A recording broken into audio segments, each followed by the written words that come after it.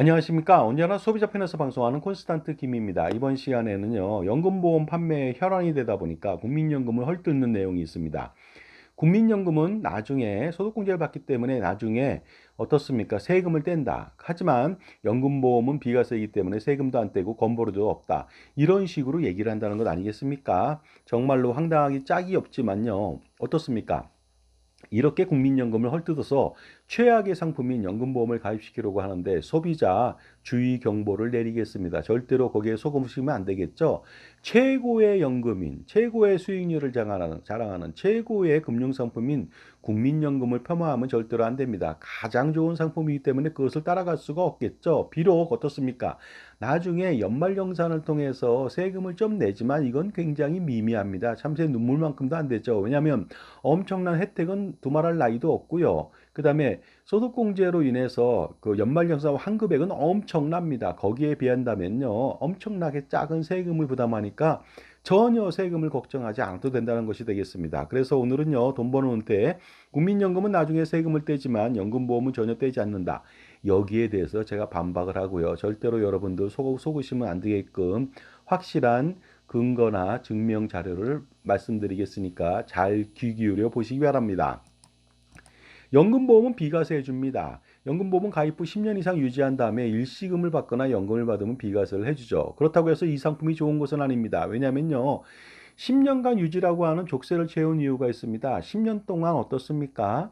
해지하지 말라는 것이죠. 그러다 보니까 보험회사들은요, 교묘하게 10년 동안 해지 못한다는 약점을 가지고서 엄청난 사업비를 부과해서 10년 동안에 어떻습니까?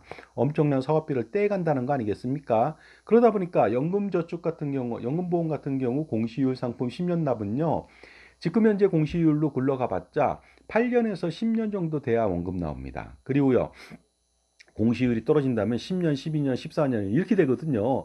그러다 보니까 어떻습니까? 10년 동안에 해지 못하게 만들어 놓고서 사업비를 왕창 뜯어가고요. 그 이후에도 죽을 때까지 뜯어가니까 굉장히 나쁜 상품이고요. 그렇게 사업비를 뜯어가고 10년 만에 원금 나오고 그것도 뭐 잘해야 10년 만에 원금 나오는데요.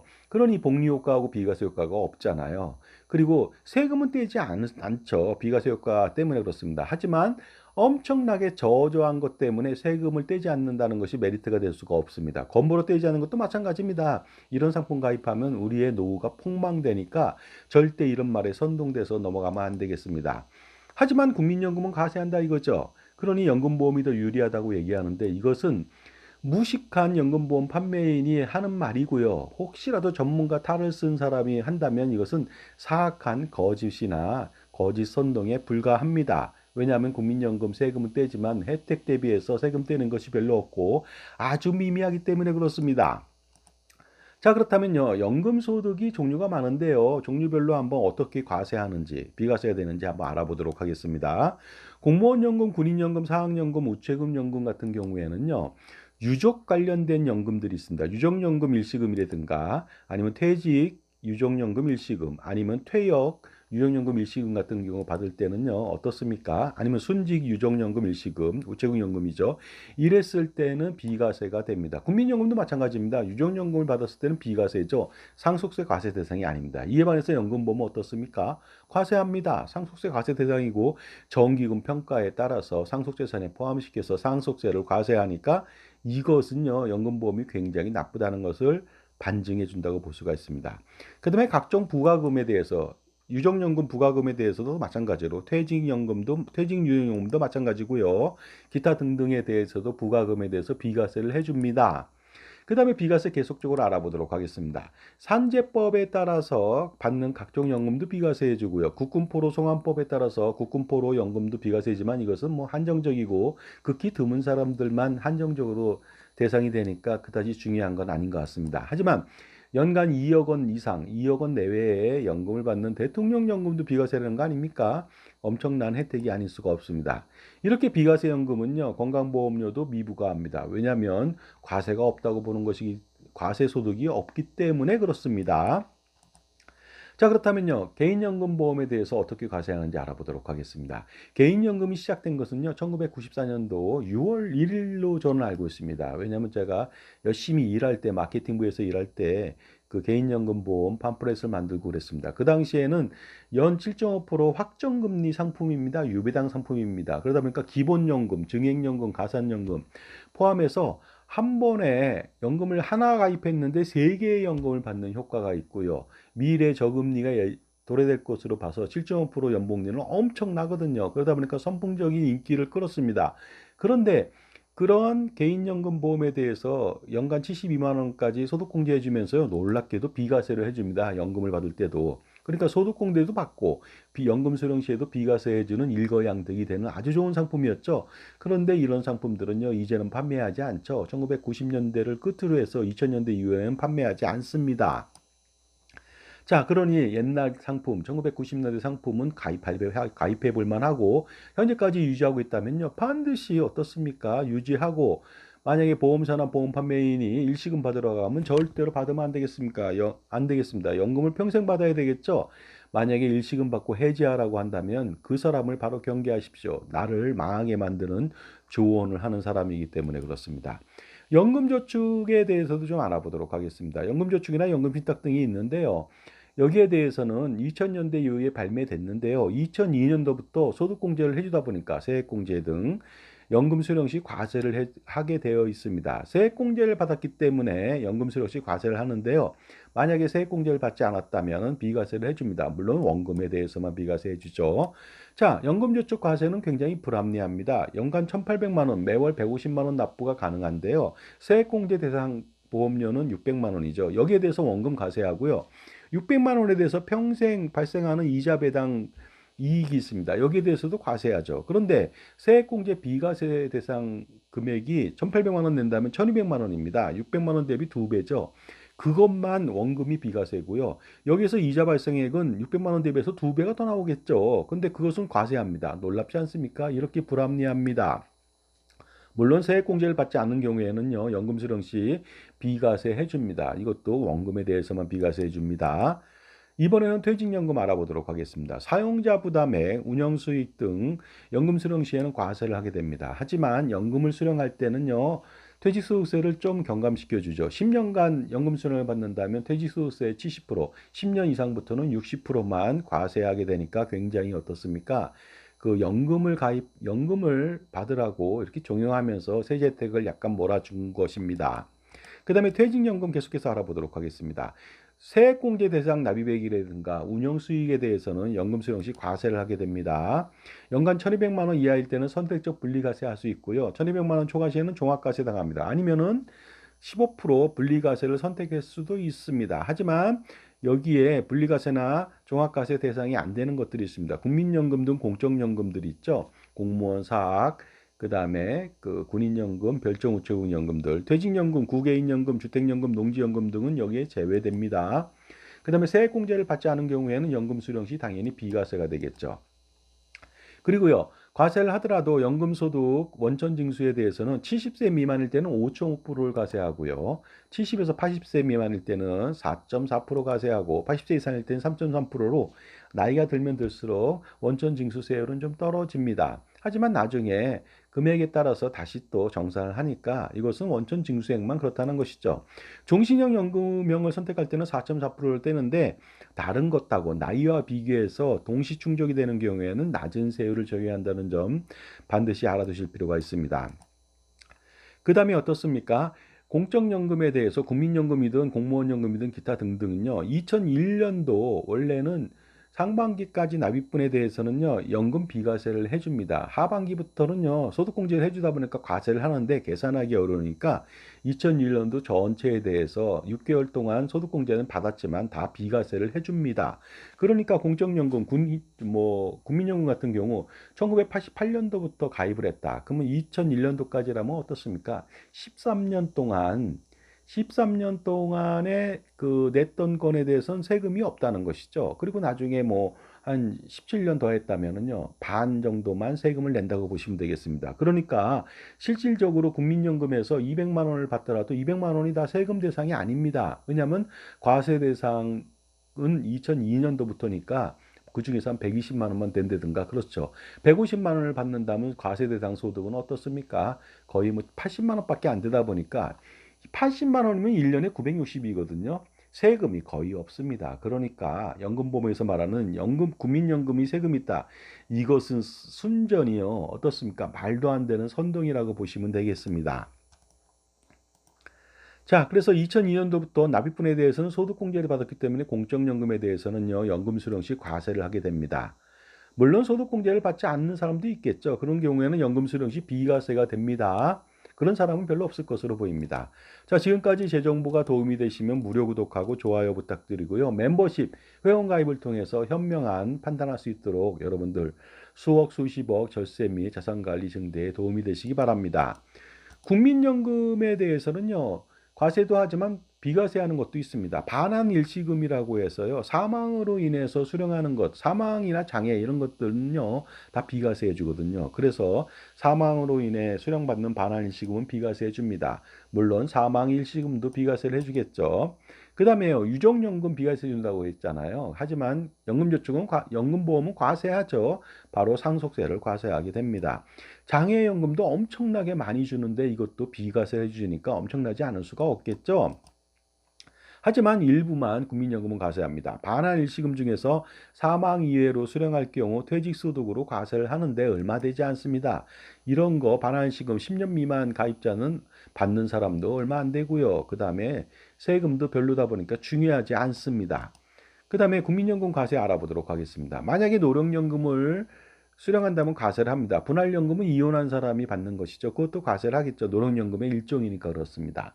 하지만 노령연금액 전체에 대해서 과세하지 않는다고 그랬잖아요. 1988년도부터 2001년도까지는 과세하지 않고 2002년도부터 그 이후에 발생한 건에 대해서만 과세하니까 굉장히 과세 대상 금액이 적습니다. 과세 방법 좀 알아보도록 하겠습니다. 국민연금 등 공적연금은 원천 징수를 합니다. 간이세액표에 의해서 근로소득자도 원천 징수하잖아요. 그런데 그것보다 금액이 적으니까 간이세액표에 의해서 원천 징수를 하고 나중에 연말정산을 통해서 환급을 하던 추가 징수를 하게 되는데 금액이 굉장히 저조하고 미미합니다. 그렇다면 연말정산 플로우를 알아보도록 하겠습니다. 만약에 국민연금은요, 과세 대상 소득이 100만 원이라고 하겠습니다. 전체 받는 것은 160만 원이 될 수도 있거든요. 왜냐하면 2002년도부터 과세니까요. 과세 대상 소득이 100만 원이다 그러면 1200만 원이 되겠죠. 그러다 보니까 연금소득공제를요, 590만 원 받을 수가 있습니다. 그렇게 된다면 어떻습니까?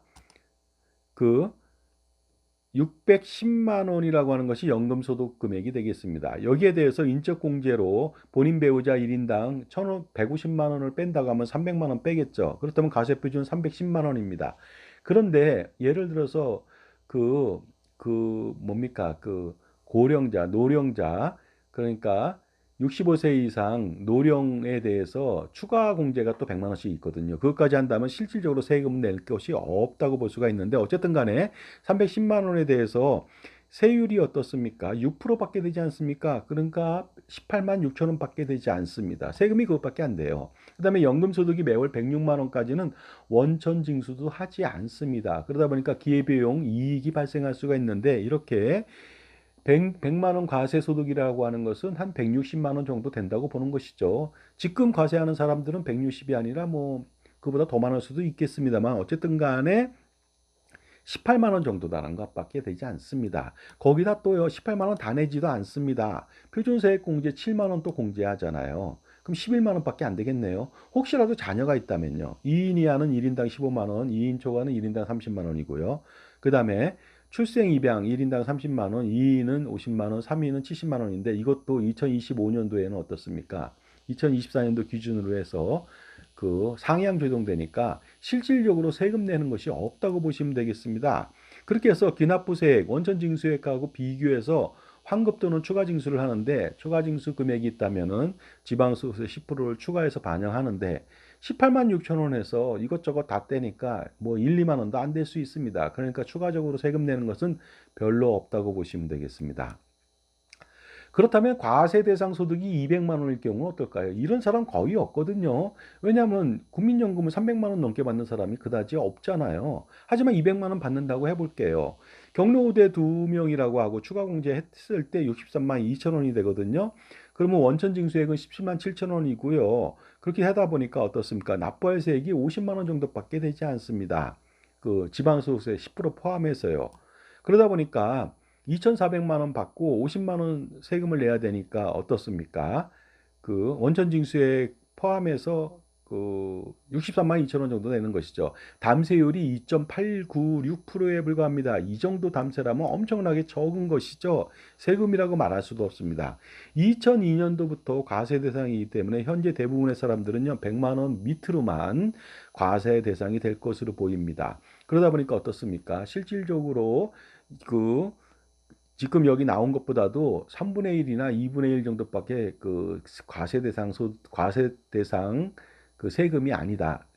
과세할 수 있는 세금이 2분의 1, 3분의 1 정도 수준밖에 안 될 것으로 보입니다. 자, 국민연금은 300만 원을 받는다. 이런 경우는 극히 드뭅니다. 그리고 과세 대상 소득이 300만 원이라는 거니까 실질적으로는 450, 500만 원을 받는다는 거 아닙니까? 이런 사람은 없잖아요. 현재 기네스에도 300만 원 내외가 최고지 절대로 그렇게 많이 받는 사람 없습니다. 300만 원 받더라도 과세 대상은 107, 80만 원밖에 안 되니까 이런 경우가 없지만 제가 그냥 편의를 봐서 한번 해봤습니다. 자, 300만 원일 경우 3,600인데 경로 우대까지 포함해서 어떻습니까? 공제를 하고 나니까 어떻습니까? 원천 징수액이 68만 2천 원이고요. 실질적으로 납부해야 되는 세금은요. 150만 원 정도가 됩니다. 150만 원 정도가 되는데 3,600이 돼서 150만 원. 담세율은 6.875%가 되겠습니다. 비과세 연금까지 포함한다면요. 거의 뭐 4%밖에 되지 않겠죠.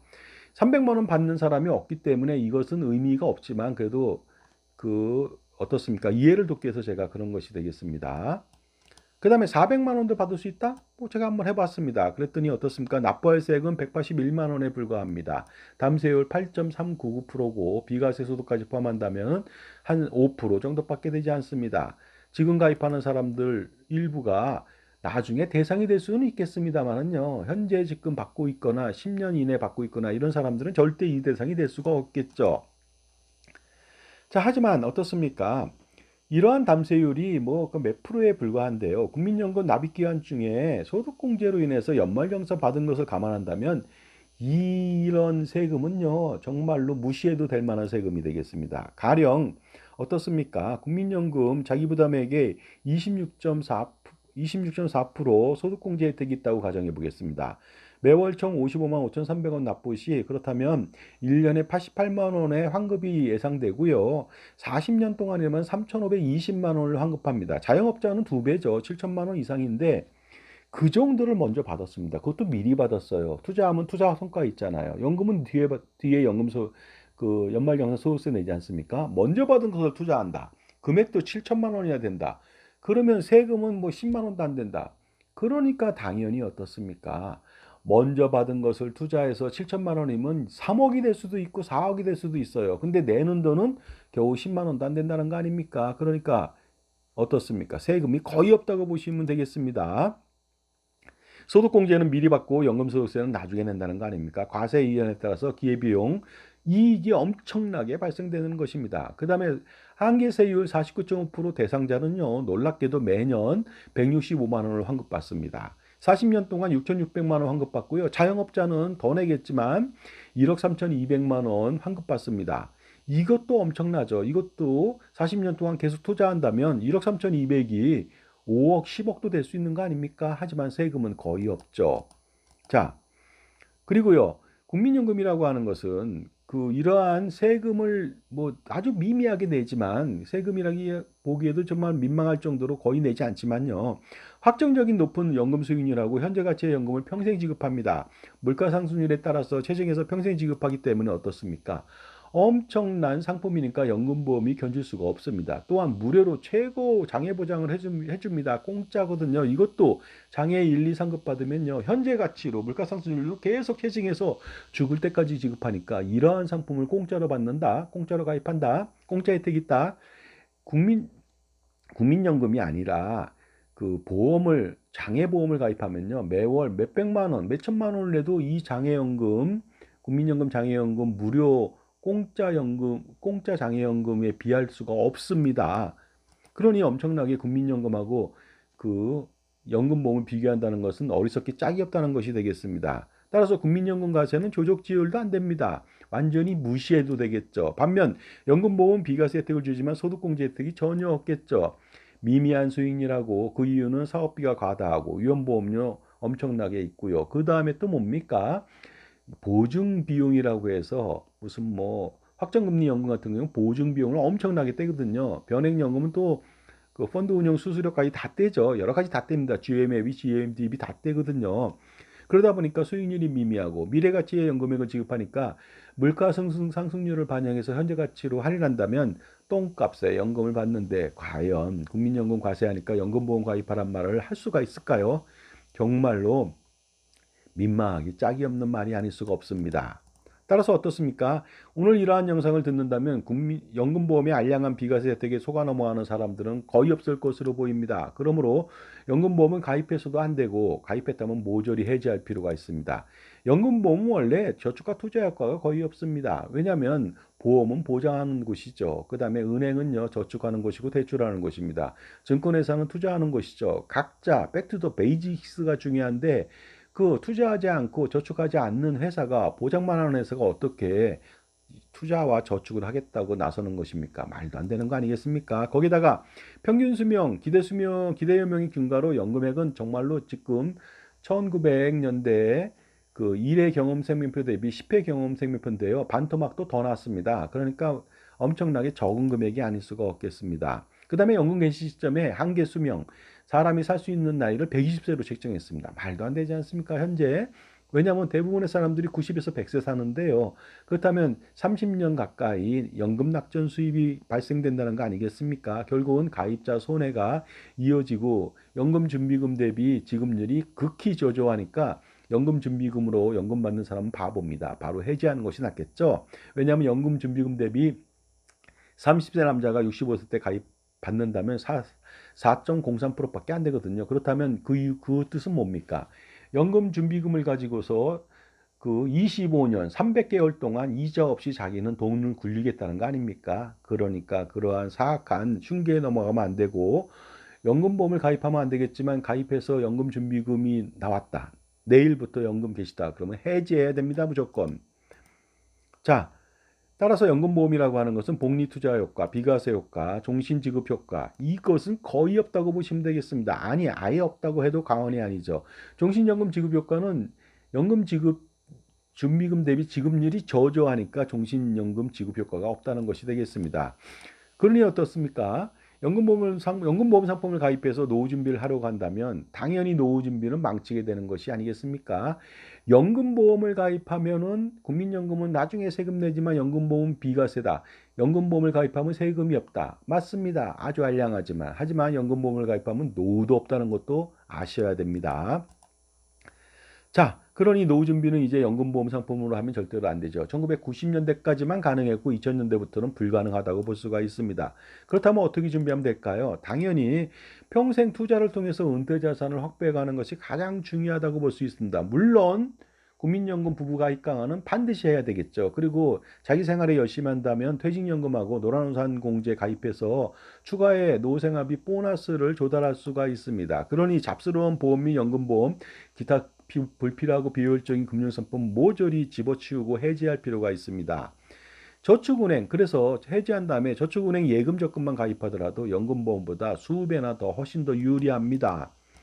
그러므로 기존의 연금보험 상품을 가입했다면 반드시 해지할 필요가 있겠습니다. 반드시 해지하고요. 특히 비효율적이고 불필요한 금융상품, 보험상품들을 모조리 해지해서 가처분 소득을 극대화시켜서 어떻습니까? 투자에 매진해서 은퇴자산 추가로 확보해 가는 것이 중요한데 그 저축은행에 연 4%의 예금을 넣어도 되고요. 금융기관 1년 만기 채권 매월 지급 시 연 7% 현재 지급하는 곳도 있습니다. 이곳에 투자해도 비교적 안정적으로 엄청난 고수익을 누릴 수도 있습니다.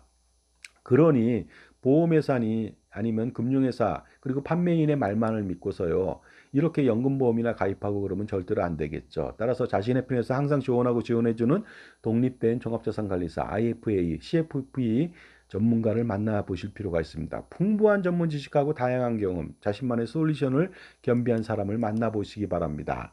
또한 노후 준비도 자산이 많다면요. 개인이 투자하면 절대로 안 되겠죠. 따라서 종합소득세, 건보료, 상속세를 피하고자 한다면 콘스탄트 김의 NGP 플랜을 통해서 반드시 그 법인을 설립해서 운영하는 게 좋고요. 바로 넥스트 제너레이션 플랜 콘스탄트 김의 손자녀까지 할아버지, 아버지, 손자녀 100년 동안의 세금 우산을 펼쳐서 제공해 드릴 수가 있습니다. 자, 지금까지요. 연금보험에 대해서 알아봤는데요. 국민연금 가세하고 연금보험은 비과세니까 연금보험 가입하라. 절대로 이 말에 속으면 안 되겠습니다. 감사합니다.